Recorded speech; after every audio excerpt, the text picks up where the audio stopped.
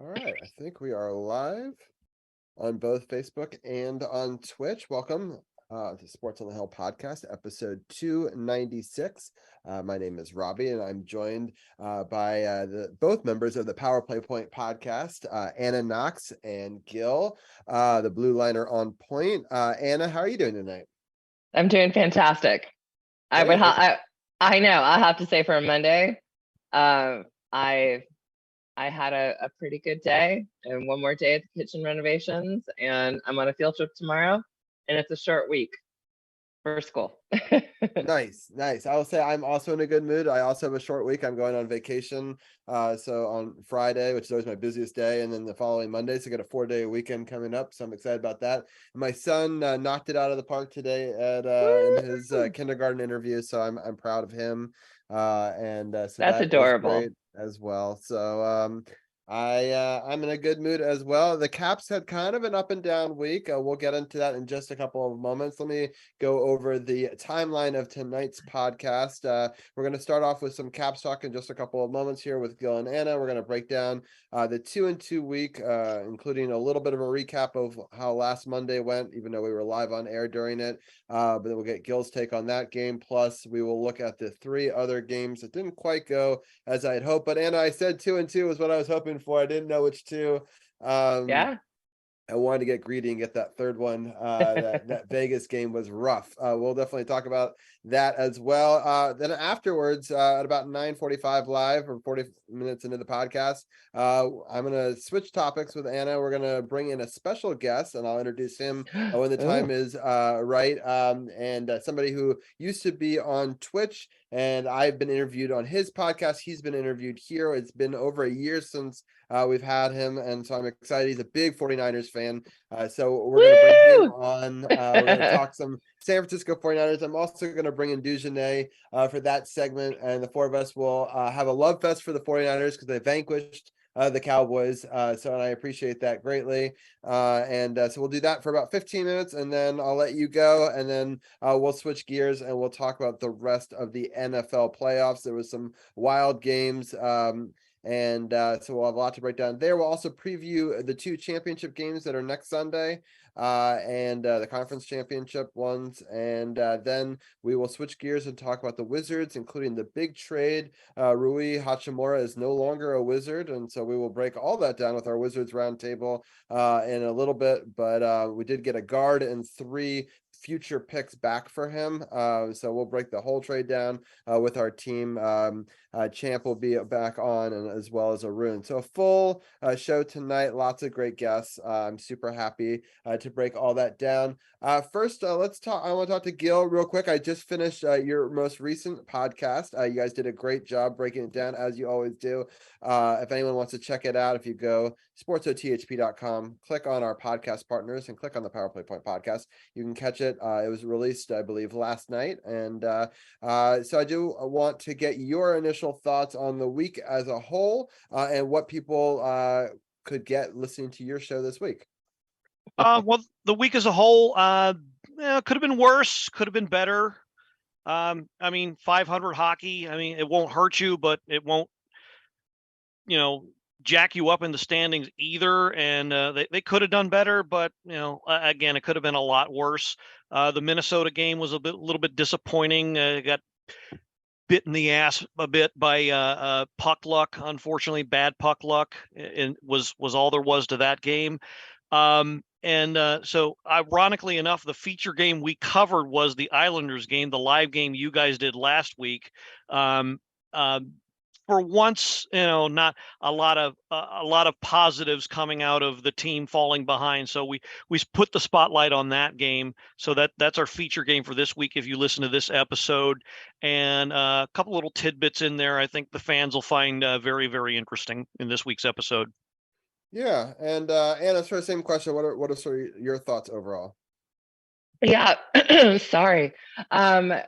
So we had our kind of ADHD live trying to multitask game last week with the Islanders. Fantastic to see that they bounced back. Although I will say, because of that, it was a little hardcore to watch the games for myself because the mold. I didn't see any of the games this last week, but Gil and I talked about him yesterday. I read stats. I saw who scored, and I think I was probably hoping for more in that Minnesota game. Kind of knew the Vegas one was going to be a bust, and was happy with Arizona overall. Not happy with an Oshie lower body, or Ovechkin lower body injury, but it is what it is. So it wasn't, like Gil said, it wasn't terrible, but it wasn't like, holy shit, did you catch that? kind of weak. Yeah, I kind of feel a bit of the same. It's been frustrating. I'm also a parent, so I have to like put the kids away. So I get glimpses in parts of the games early on, and then I try to focus in on the third period if I can. And the kids cooperate, but it's frustrating. At least these games were later at night, so I got to catch more of them. So that was really good.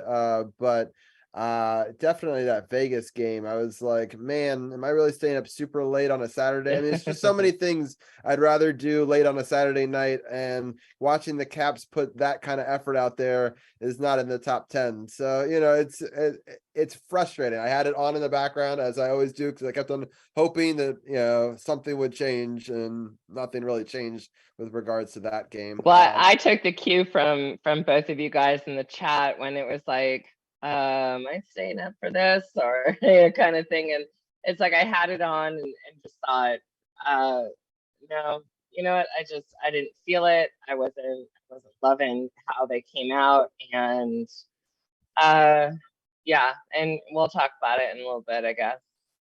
Yeah, for sure. All right, let's just go through it and we can break it down. For people who are not watching live on Twitch, this next moment, you're not going to probably understand, but if you are watching on Twitch, I have changed around all the graphics. There's now bit bosses. There's more games that I've installed. I've changed up so it now displays all the followers as they happen. I do have a follower goal. I'm trying to get to 500 follows before we hit the end of season 7. So that's kind of the goal over the next couple of weeks. So if anyone, obviously share the stream out if you can, let people know about it. But I'm at 474, so that's my goal. And then also, if you get follows or subs or any bits, it does damage to what's called a bit boss, which is like a game that you can play to try to limit that. So just things to encourage people to have engagement with the stream over there on the Twitch side. I really do appreciate everyone on Facebook for submitting questions and stuff like that. I appreciate everyone for tuning in, like Andy and Chris and Carly live on Twitch as well. It's fun that we broadcast on so many different platforms at once, and I appreciate all you guys for tuning in. But Anna, let's go back in time and back to that Monday game that we were watching live, and we were kind of seeing moments and things were a little bit frantic. But go through the goal scoring, then I'm gonna get Gil's thoughts on that game, and then we'll move on through the week. Sure thing, because I think we all learned I can't multitask, but that's okay. I will admit it. I'll be the first one too. So last Monday we watched the Caps headed to New York to play the Islanders. In the first period, the Islanders scored 2 times. Second period, New York scores at 3:51 to make it 3-zip. And Gil and I even talked about this yesterday. It was almost exactly halfway into the game by 1 second. Hathaway gets number 7 at 10:01, assisted by Ovi and Mojo, which is always great to see. Then at 13:08, Tommy gets his number 1, which is even cooler that he gets it because he's assisted by Nikki and Orlov. Now it's 3-2, third period. The only goal is from everyone's favorite, number 77, with the tip in at 5:54. Heading to overtime. I know both of you guys like number 9 more than I do, but you know what? Hats off to him. He scores to give at 4:27 to give the Caps a win, which was fantastic to see. Way to go, Orlov.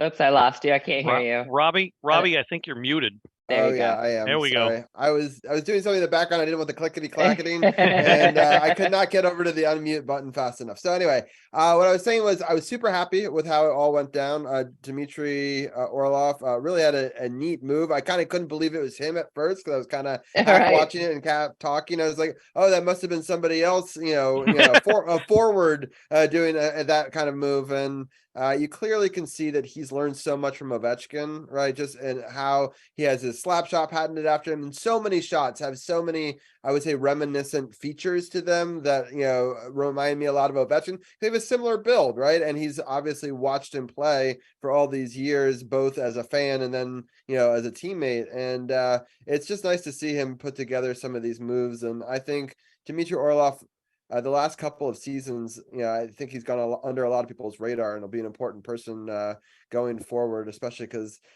we don't have him in contract for past this year. So it'll be interesting to see. Gil, any other thoughts on this one?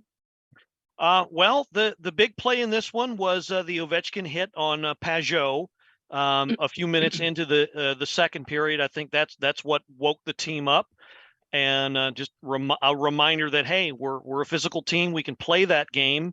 And when you do that to a team that relies on speed and physicality, like the Islanders, then it catches them off guard. The Joby and Locker described it perfectly. That's exactly what happened. It turned the whole complexion of the game around, and Caps took over and played well enough to take it to overtime, and then Orlov did his thing, and that was it. Yeah.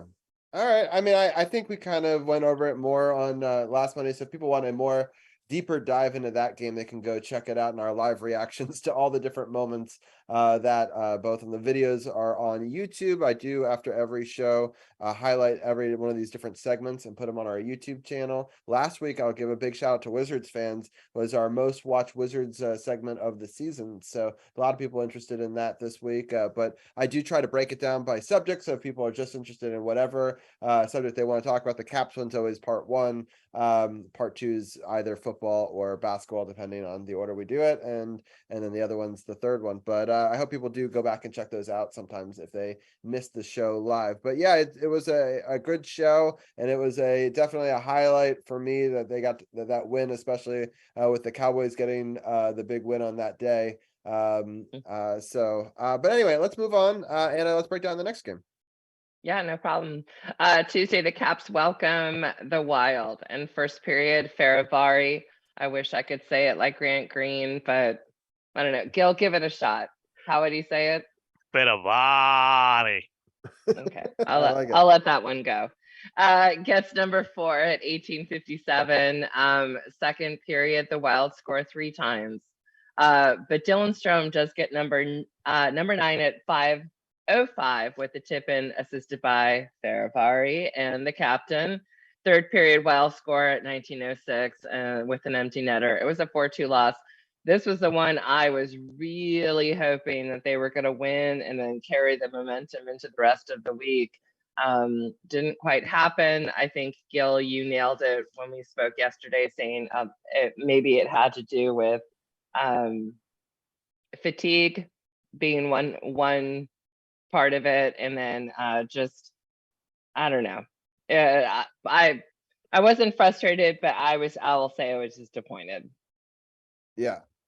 I was very disappointed, but this is what I want to talk about as kind of a schedule loss, and I hate doing this because it's kind of people don't like this part of the conversation, but I think it's important to have. Some teams get to have home and home, back-to-back games, and some teams get 0 of them in 2 seasons, and I don't really understand why that's not more evenly distributed across. And maybe I know that it's not easy to do, but we get shafted a lot on these, home and away, back-to-back that.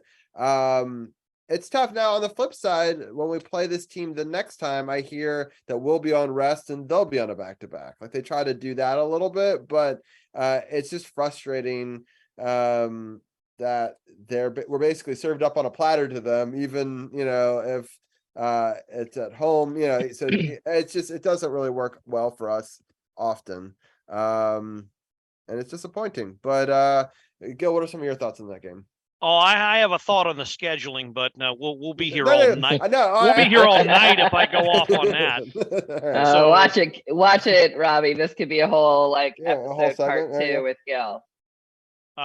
But I mean, like we mentioned on our episode, that yeah, fatigue was part of it.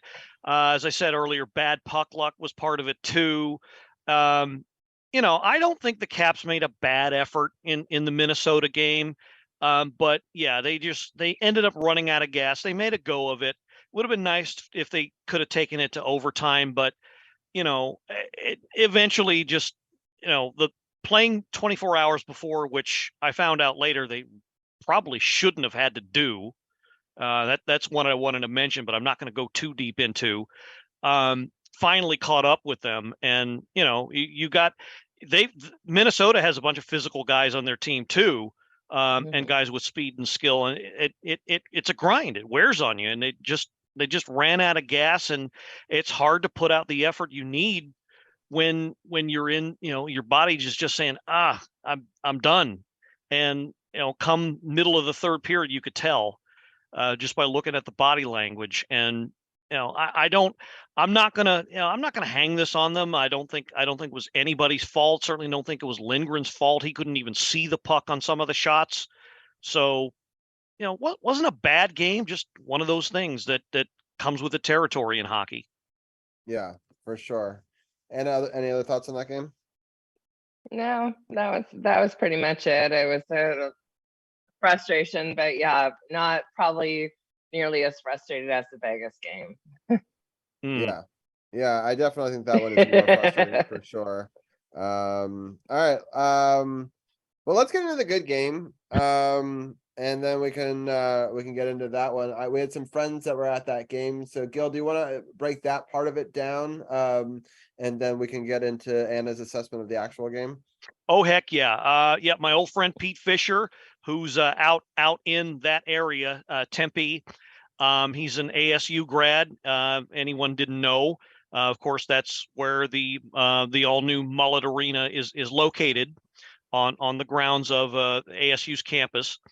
And he had a part in the design of the build, as I mentioned earlier. So he was out there with some friends, and he actually had a seat behind where the Capitals defended twice. And if you go on the Power Play Point podcast Facebook page, there's a video that he sent to me that I posted there of where you can see him defending the goal, but there's a shot that was taken that was deflected and hit the glass right in front of where they were sitting. And you can hear the smack nice and loud. The puck is literally in your face, screaming towards your face. It's one of the craziest things I've ever seen. So if you hadn't had a chance to check that out, do please check that out. It's an awesome video.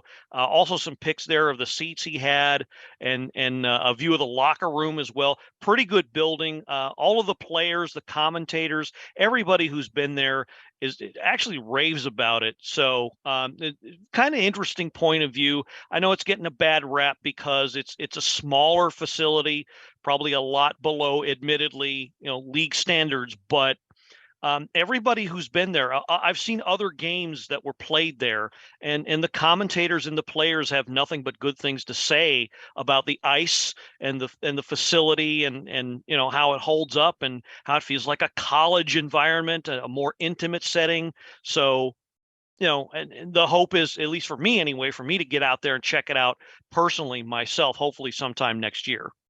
Yeah, that'd be really cool. I'll have to pull back the curtain. I last minute after listening to your show is like, man, I wonder if either of those guys are free. So I did message both of them, and I did want to get one of them on the show tonight to surprise Gil. He wasn't even going to know about this, but neither of them got back to me. But I mean, to be fair, I had the idea like 2 hours ago. But I was like, maybe I've sent messages out to like C4 last minute, and she's been like, yeah, let's do it. Like, so I always feel like it's worth a shot. with Caps fans, and with So especially cool. with Zoom, it's pretty easy to like jump on if people have a free moment. So it didn't get to happen, but this was going to be the moment where that was going to be the reveal. But I appreciate both those guys, and it looks like they had a good time from the pictures that I saw. So hopefully they check out this podcast and hear this part of the conversation. But yeah, it's I'm happy that people got to go out there and see it. Anna, break down the goal scoring for us, and a very good game for the Capitals.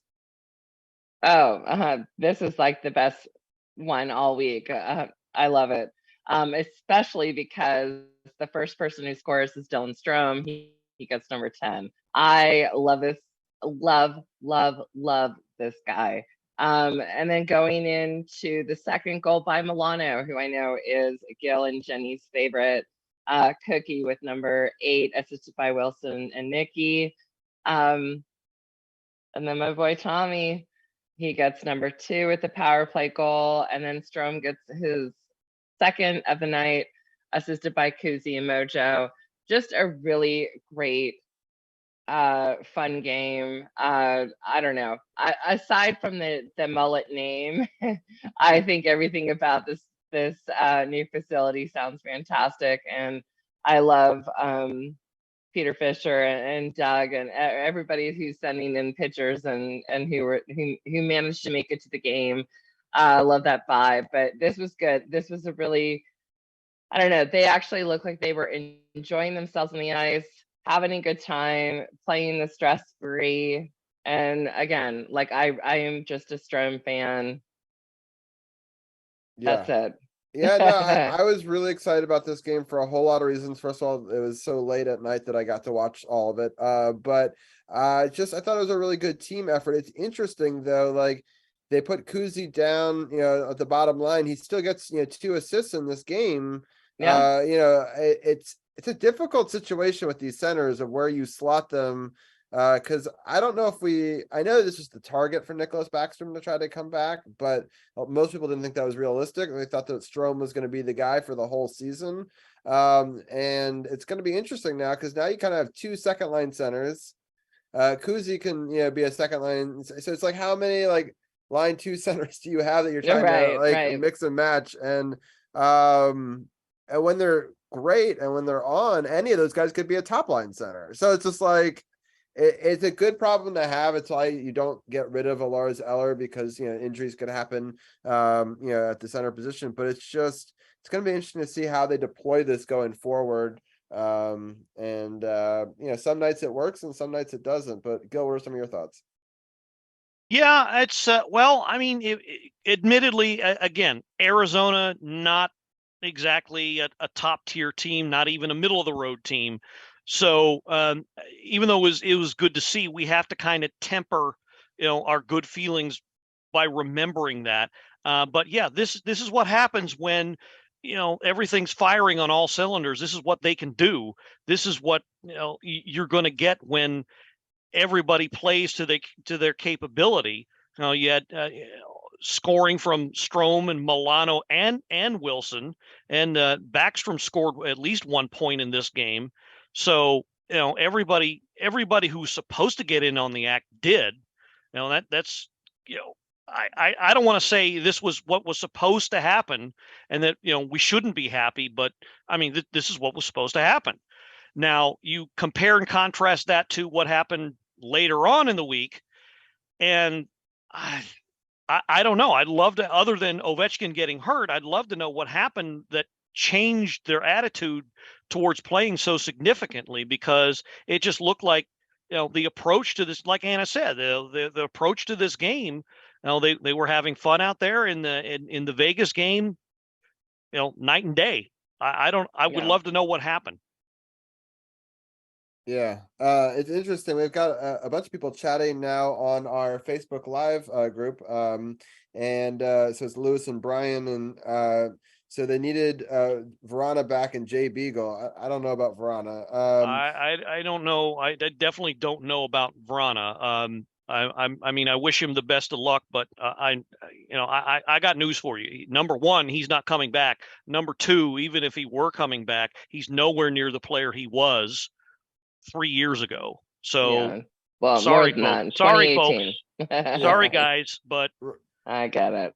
Yeah, and then Lewis said if we had Ovechkin against Vegas, we would have won. And he thinks that, and Brian would say no. Continued slow starts hurt us a lot, and Lewis thinks that we would have come back. So I don't know. It's an interesting for sure. I definitely think we would have had a better performance if you have Ovechkin. I think losing your captain. I mean, Ovechkin brings a lot to the team. People don't realize. He draws a lot of what I call aggro, a lot of attention. Right, like everything is looking. Whenever he's on the ice, everyone's looking at him to see what he's going to do next, which opens up a lot of opportunities, not only for himself, but other players, right? Both in the power play and on his lines. And you can double shift him. You can do lots of different things with Ovi. And then also not to be overlooked is he's might be the best teammate to have on your bench, cheering your guys on, and getting them psyched up and, talking to the players on the bench. And missing that, even if he didn't play and just could sit on the bench, it could be, you're missing that alone, which is, it's hard to even especially against a Vegas and an electric arena. And that they want revenge. None of them forgot that they lost the Stanley Cup in that building, right? So like, you don't have your captain and they want revenge always against us. It's a tough situation to play. I think if he played, it would have been closer, but the effort put forth by the rest of the players wouldn't have been enough. They would have all had to been lifted, which may have happened if Ovi was out there. So it's hard to know, but it was, well, I think I really liked the good game, but I agree you have to temper expectations. I also think that you can almost throw out this really bad game because it's like literally all the worst things. And like, so basically everything that could go wrong went wrong in that situation. And so that's tough. But yeah, it's frustrating. I guess we don't really need to break too much down. We can start to go into next week, unless you guys want to break down the game that was Vegas. But I mean, I'll let you guys. Gil, nothing. Okay. It wasn't much to it. I mean, there really wasn't much to it. They were completely asleep. There was absolutely nothing to their game the first 20 minutes for sure, and then it got a little physical in the middle, and they still couldn't come up with an answer. And then finally, late in the second,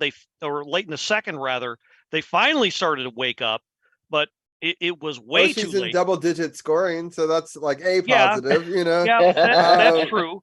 And Eric Gustafson has 20 assists, which I just, I think is remarkable. So, I mean, there are players that are playing solid, but you're right. The effort in the first 10 minutes set the tone for the whole game. When they went down to 0-2 in the first 10 minutes, I basically wrote off the game. Yes, we've come back from deficits 4 times of multi-goal deficits, but there was nothing in the first 10 minutes that I was like, man, they fixed this. It was just...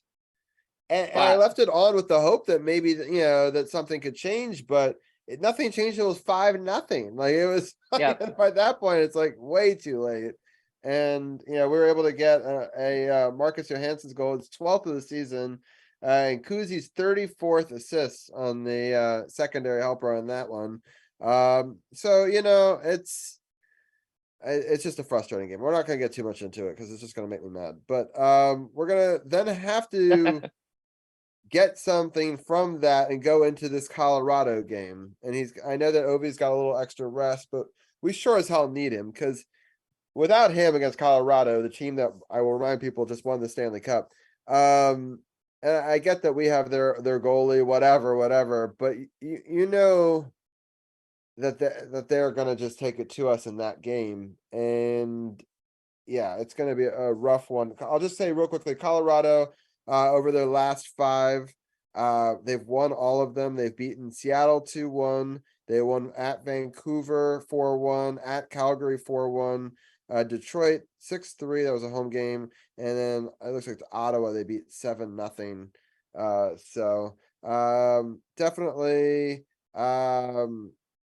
Definitely rough to play against Colorado and stuff like that. And we've got our next special guest on, and Jesse will bring him on in just a second when we talk some 49ers. Yeah, it's frustrating. But Gil, what is your takeaway on playing the Avalanche this week? Well, actually, I've never. This is probably going to piss a few people off, but I have never been a believer in the Avalanche. I'm not going to say their Stanley Cup win last year was a fluke, but I I've never been a believer in that team. I've always thought they were overrated, and for the first half of the season, they proved me right. They just now snuck back into a playoff position. They are in the bottom of the playoff ladder in the Western Conference right now. I get that they've had a whole lot of injuries. I get that their lineup hasn't been consistent, but I don't know what it is with this team and why everybody's so in love with them. But I mean, what does it say when it takes them this long? I mean, the Caps played themselves into playoff contention a month ago, even with all their injuries. So why is it the Caps were written off 3 weeks into the season and nobody says boo about Colorado? I just don't get why everybody's in love with this team. But anyway, they're still a solid team. So it is a winnable game even without Ovechkin. They just have to commit more to a team game. They sure as hell need to commit, period.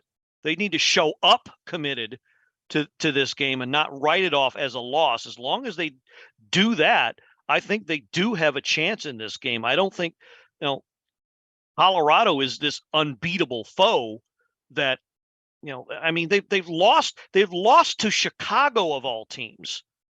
That's one of 50 reasons why I can't take them seriously. So this is definitely a winnable game as long as they show up committed.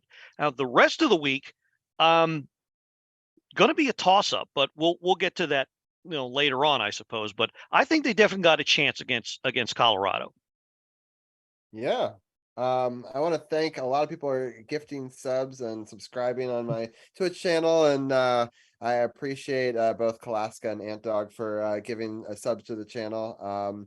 We've got Jesse on, who's going to be he's the Leon Lounge for people who know him on Twitch. He is a big fan. I'll ask you, Jesse, do you watch any hockey, or do you just watch football? Man, I don't watch a lot of it, but my buddy's a big Kings fan. So before I'm from Washington State, so before I moved, or before there was no Seattle team, so I kind of just adopted the Kings as my favorite team. My sister tries to send me Kraken merch, I'm like, I don't know if I can really rock it, because I'm a Kings fan first, but I'll learn to work out, whatever. But yeah, no, I'm I'll catch it. I love it live though. It's amazing live. I'll never turn down a free Kings game. That's for sure. Yeah, for sure. Yeah, that's awesome. All right, we'll talk 49ers with you in just a moment, but I'm super happy that you're on here. I used to mod for Jesse, and it's been a long time since I've gotten to chat with him live. Last time we talked was the Olympics in 2021. We did a live show, and we also was it that long ago? Was wow. that and the football show we did? I don't know which one came first, but both of them. That was from a college football, but that was from a couple of seasons ago. So wow. yeah, but Thanks for having me back, man. Appreciate it. Yeah, I'm super happy to have you on and to celebrate the 49ers for sure. All right, but yeah, I agree. I think Colorado, we could definitely beat them. Remind me, Gil, what was the score in the last time we played them? It wasn't that long ago, I thought. No, it was early in the season, and I believe if memory serves, that was, I'm trying to flip back to it in my app now, but if I remember right, that game was like 4-0 Colorado. And the Caps were playing with maybe 50% of their regular lineup that game, and they were definitely out of it. And it was while they were in their first month tailspin that they were still trying to figure things out. So I don't really think that game is all that representative, to be honest. I'm looking at the game now, and I'm seeing how it was broken down. And you're right; they got a power play goal at the very end of the first period, and it kind of, for lack of a better term, avalanche from there. Right, like the momentum swirled. Like second period, they got one more. It was a pretty close game for the first two periods, but they found themselves down 2-0, and then basically two goals at the end of the third period did us in. But Yeah, it'll be interesting. I hope that we're able to come out of it with a win. Anna, what are some of your thoughts on playing the Avalanche? All right. Well, now I'm like black sheep in the group because honestly, I feel like Colorado shouldn't be counted out. Honestly, like I'm not just McKinnon, but I just feel like it's a team that seems to just have the Caps number, and I'll just say that. So I'm hoping that I think it would be tremendous a win and tremendous momentum to keep them going, especially since they're playing Pittsburgh on Thursday. That's what I want to see. Like I want to see a win and go into Thursday night. Yes, I'm going to the game. Yes, But I want to get. I do want to get into that. But besides that, I want to see them carry on. But I really, truly don't think that Colorado Avalanche are a team that you need to just kind of think that they're overhyped, and not that you guys are saying that like it's a sure thing. I totally get that. No, I definitely don't. I feel like the Avalanche and the Hurricanes are those kind of teams that you just don't take lightly. You don't know what's going to come out. They've got amazing players, and there's kind of no joke. Yeah, I mean, I could see it being a repeat of the Vegas game if we don't have Ovechkin. So, like, I don't. Yeah. I hope he's playing, and I hope that we find a way to like be angry enough from the last one, and and show. So again, that's 9:00 on Tuesday, which is nice because that means I get to watch it. Then Thursday, Pittsburgh. That's a 7:00 game, and Anna is going. I'm sad that you won't be able to join us next week to recap that, but I am super excited you're going, and I'll definitely let people know from the social media posts that you do or whatever you do for that. But Anna, what are your thoughts on playing the dreaded Penguins? I'll bring it. I'm ready. I'm going to be there, and I'm so pumped up. And I think that, I want nothing more than to go to a home game against this team and just see them kick ass with a roster that is just rocking it. Like with, we've got the vets, we've got, newbies, and the chemistry is good. And that's what I want to see. Just if we can see that in the Avalanche game tomorrow, it'll carry over to the Pens game, and I will be in section 108 going crazy. I hope it's. I don't need to make the Jumbotron, but if I do, okay. Yeah. I hate Gil. Pittsburgh so much. Like this is such a key win. I need the Capitals to get this one. If they don't win any games this week other than this one, I could be okay with that. But Gil, the dreaded Penguins, they always seem to be the thorn in our side. Yeah, I'm actually a little more concerned about this game than the other game. This is going to be a 4-pointer. The Penguins are right behind us in the standings. Yeah. And they've got the last wild card spot. And if again, it's going to be a matter of preparation, because this is going to be their first meeting. Now, of course, they don't know. They don't know what. I don't know if they know how to handle what the new guys are capable of. Strome and Milano, and if they have a book on how to shoot on Kemper or Lindgren, depending on who gets the start there. So that's an interesting dynamic. But Pittsburgh is Pittsburgh, always has been. They're going to come at you with the guys that always seem to hurt us: Malkin, Rust, Crosby, of course, Gensel. So as long as they got those guys in the lineup, and they're always going to be a threat. So it's what you're in for against them. They know what they have to do. It's going to come down to execution and sticking to the game plan and not letting the game get away from them. That simple as I can put it. Ideally, my question for the two of you: who do you put between the pipes, and who is a healthy scratch? Ooh. I'll let Gil go first. It's gonna come down to what happens in Colorado. Okay. If Kemper, I'm assuming Kemper's starting in Colorado, and if he plays well enough, I say leave him in. I 100% agree with that assessment, because he's your number one. You signed him to be the number one, and I get there's Chucky's got his fans because of that great stretch that he had when Kemper was hurt. But the fact is, they signed Kemper to be the number one. And, when you're the number one, you get the plum assignments, you get the big games. Yeah. And Pittsburgh's a big game. So Yeah, unless he yeah. gets torched in Colorado, I say he's the one that gets the start there. Yeah, And then I the guess other it depends healthy on how scratches. you lose. I'd almost say even if he got torched in Colorado, depending on if it was really his fault or the defense's fault, he might still get the start. Like, you're right. He's True. the number one guy. I think if he then lost 2 in a row, then Lindgren gets the game at Toronto. But I don't know. I'm kind of with Gil on this. I think you've declared that this is the guy into the season that you're going with. You got to keep going that way. Otherwise, it's gonna create a problem.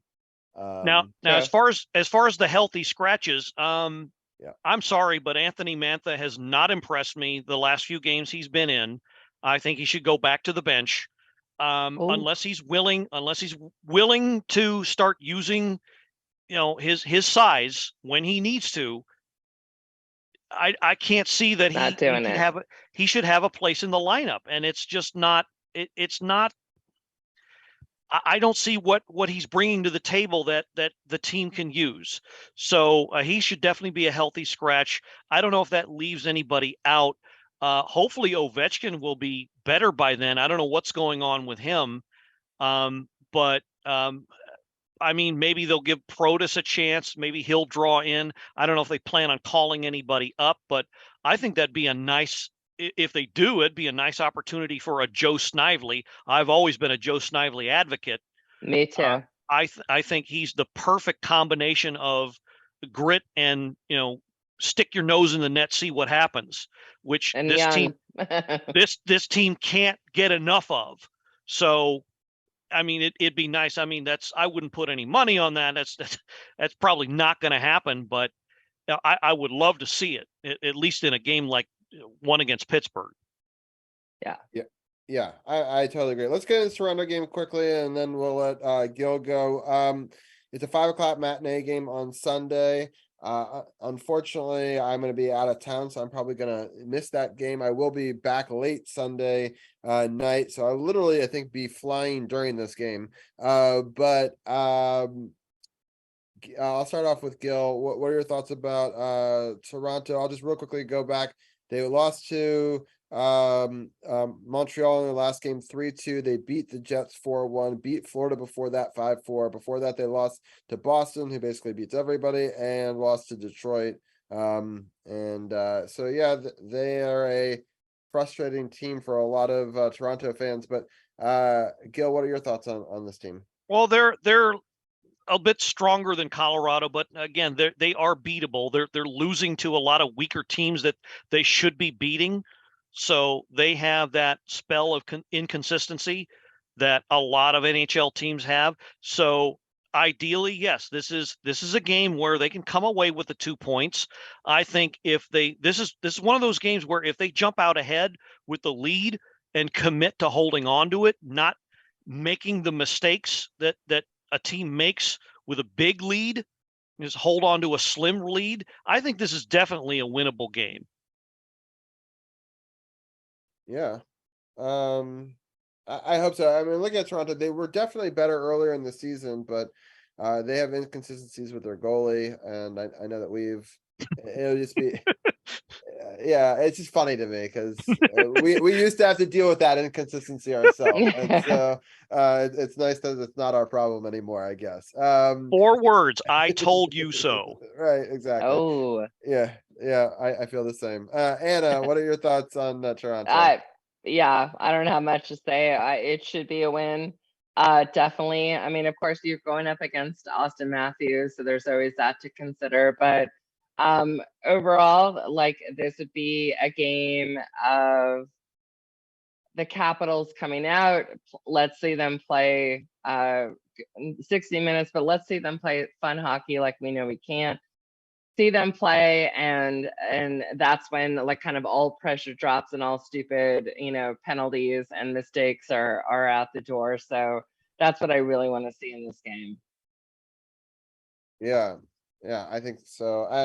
It'll be interesting to see what happens. I don't feel very strongly about this week. I don't know that we will do very No. well, but I hope that I'm wrong, and I hope that they prove me wrong. It's happened before earlier in the season, but I'm not like going into this week thinking, oh, we're gonna win like 2 out of 3. You know, I will be happy if we win 2 out of 3 for sure. Agree. Gil, everyone should definitely check out the Power Play Point podcast. Again, sportsothp.com. Click on the podcast partners link and click on Power Play Point podcast and then get it there. I'll also do the Gil command if you're live here on Twitch. Join that Facebook group that's mentioned there as well. Any final thoughts before we let you go, Gil? Well, just hoping for like you said, 2 out of 3 wins. I think they need to realize Ovechkin or no, they're they need to start banking points. And at the end of the week before the All-Star break, they've got everybody's favorite get well card, the Blue Jackets. That should definitely be 2 points. Now let's hope that they put out a lot better effort than they did the last time they played. And then they have, the long break, and, I don't know what's going on. Nobody knows what's going on with Ovechkin. So hopefully if he's still hurt, he can use that as a nice extended break to heal up. And then we'll see what we got after that. Yeah, it'll be interesting to see how many games he plays this week and which ones he's able to. So I'm hoping that Ovechkin definitely heals up or whatever is ailing him, or sits out if it's bad enough and needs to. So, it's this is a tough and interesting stretch for sure. But Gil, thank you again for joining us. I'm sorry that our time went a little bit long, but I appreciate your thoughts as always, and I hope people definitely go check out the Power Play Point podcast. Pleasure, sir. And a bit of a scheduling note for us. Sorry to take up more time, but we're probably going to do it. It's a bit topsy-turvy with Anna kind of being out of sorts due to unforeseen circumstances. So bit of a scheduling change this week with Robbie's assistance. We're not going to do a regular quote unquote show because I can't see somebody getting called up on a Saturday to help us out. So we're going to do a simulcast version of what's going to air is next Monday, and I'll air that. We'll put that out in podcast form later on next week. So just so the listeners know, it's going to be a little late, but that's just how we're going to have to do it because it's not ideal. And one last little note for our African American listeners, next month is going to be Black History Month as well. So if any of our African American listeners, both here and regular to the podcast, want to come on the show, tell their story, give a plug for whatever, they're certainly welcome to do so. We have that booked the whole month of February for them to do that. Robbie, thanks again, sir, for letting me on once again to do what we do, and hope you have a great night. Sounds good. Yeah. So Bye, as Gil was saying, Gil. next week we'll definitely do a simulcast episode. I may even let Gil just take the lead for the hockey segment for that, and then I get to sit back, and so that'll be good. Sorry that I went a little bit long, Jesse, but I'm super excited. I'm switching up my graphics real fast. For us we're going to switch gears and talk NFL playoffs. We got Anna and we got you, 2 diehard 49ers fans. I'm also going to bring in there we go. Dujane Bland, who's our NFL expert, and who's always on our show, and a friend of the show. First, I'm just going to welcome Dujane in. How are you doing today? Doing all right, man. How are you? I'm doing great. All right. So Jesse, I'm super excited